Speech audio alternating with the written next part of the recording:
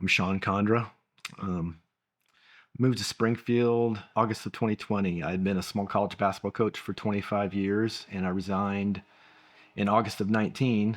We chose to uproot our family, moved down here to Springfield, and took a new job in a whole new realm of things. And so in July of 21, my sin was exposed. I had had an issue with pornography, and so that came out. And so obviously that was very devastating to my wife of 29 years, that had been something that had gone on in my life. And so that was very hurtful to her. And I acknowledged that. And so, yeah, that was hard. Two of the three things for that I had seen with my identity: I was a coach and I was a husband.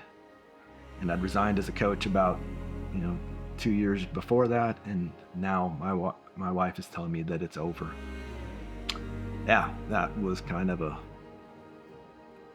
rocked my world, just to be honest with you. I mean, that I'd grown up Christian my whole life. I mean, I never thought that I would face that type of a situation. I didn't have a community here local. I had some friends back from home and some other people that I could talk to, but I didn't have a community here locally. A coworker of mine goes to fellowship. He knew my story and invited me to come to fellowship. So I went to church, and it just hurt so bad to sit there, but I knew that I needed to be there.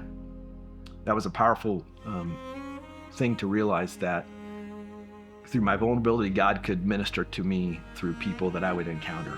God just continued to show up his faithfulness. And I think another thing that I realized in that is that I hear the statement a lot of times, God is good.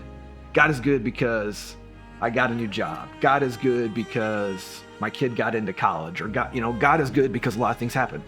And those two things are both true, but the second thing doesn't affect God's goodness whatsoever. And so that's something that I kind of had to come to cling to a little bit. It's like, God is good, God is faithful, and his goodness isn't dependent upon the results. So, through that, God just continued to provide. He's provided a great life group for me, and it's still hard. It's still hard it's hard for me to say that I'm divorced. I feel like I'm less than because I say that. And I've also come to realize that that's not true, but I have to believe that that's not true. And God has met me in that, and it's been hard. My hope was in him. My hope had to be in him, not in circumstances changing. I've experienced healing, and I think one of the most powerful things that he's done, that he's allowed me to do, is he's allowed me to be an encouragement to other people.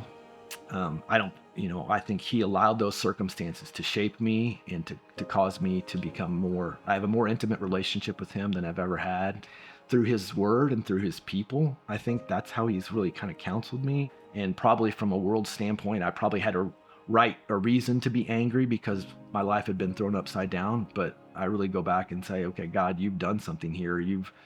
You're working through this brokenness to cause me to be the man you want me to be now. So